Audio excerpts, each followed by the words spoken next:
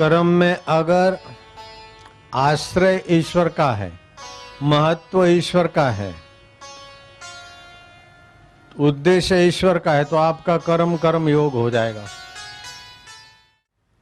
भ्रष्ट होने वाला शरीर और भ्रष्ट होने वाली वस्तुओं को जो सत्य मानता है उसकी बुद्धि भ्रष्ट हो जाती, और जो परमात्मा को सत्य मानता है बुद्धि बदलती है फिर भी जो नहीं बदलता, शरीर मरता फिर भी जो नहीं मरता है, मन की वृत्तियां बदलती फिर भी जो नहीं बदलता है, ऐसे परमात्मा को जो सत्य मानते हैं, तो जो सत्य होता है वो चेतन भी होता है, और जो चेतन होता है वो आनंद स्वरूप होता है, ज्ञान स्वरूप होता है, मुक्त होता है, निराकार होता है। निराकार के बिना साकार रह नहीं सकता, लेकिन साकार के बिना निराकार रहता है।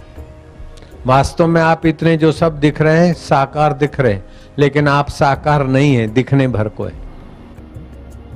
अगर आप साकार होते तो मरते समय शरीर को ले जाते, मरते समय दिखते। हमारे बाप दादा ताऊ जो भी मर गए तो साकार होते तो दिखते, साकार नहीं थे इसलिए नहीं दिखे। फिर भी साकार शरीर में रहते हैं, इसीलिए साकार गणपति जी की पूजा करने वालों को मैं धन्यवाद देता हूँ। शिव जी की, राम जी की पूजा करने वालों को मैं बुद्धिमान मानता हूँ।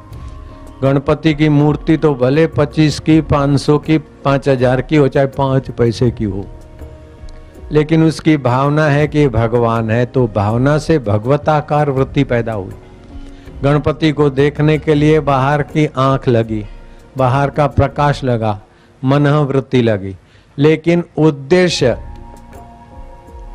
और आश्रय भगवान का होने से उत्साहित हुए, पूजा किया, पाठ किया, जप किया, आनंदित हुए। उनसे ज्यादा ये भाग्यशाली हैं जो गणपति के लिए नाचते हैं, गाते हैं, उत्सव करते, प्रसाद खाते, खिलाते हैं।